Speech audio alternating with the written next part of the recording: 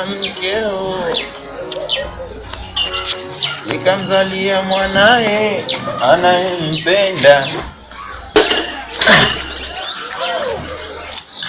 Ndio maana kila siku anakataa kula maharagi. Yaani sahani zinakuwa na rangi ya yellow. Haya mateso haya.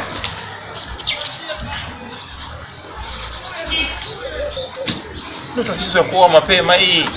Mimi hayo yote inakuwa nakataa, mamangu ananiforce. Sijui sasa ina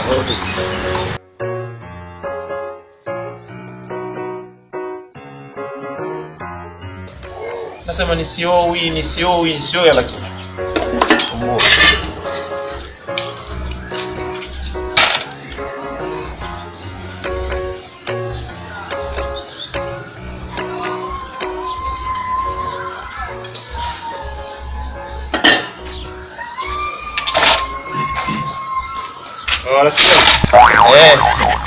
vipi?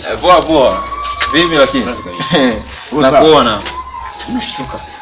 Unajua tena mke wangu nilikuwa namsubiri hapa aje aoshe masahani. Sasa naona ameenda dukani huko amekawia yani.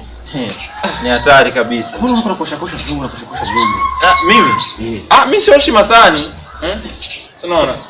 Mbona pufu kwenye mkono? Nilikuwa najaribu kusogeza hivi hapa kwa sababu mke wangu amekuwa ameviacha njia. Unajua tena.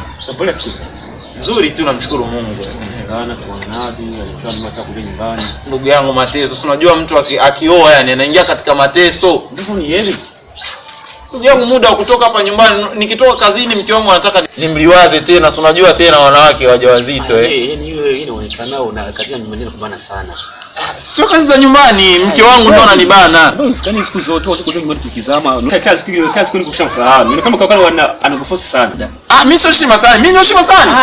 Sio kutoka kushamsahau. Ndugu yangu mimi sioshi yani hapa masahani ndugu yangu. Hapa nilikuwa najaribu tu kufanya nini? Kusogeza masahani hapa. Umeshaona nasogeza pembeni. Kwa maana mimi mke wangu waza kaniachia masahani. Mimi tena. Alafu pofu na hiyo imetoka wapi? Si ndo nasogeza hivi.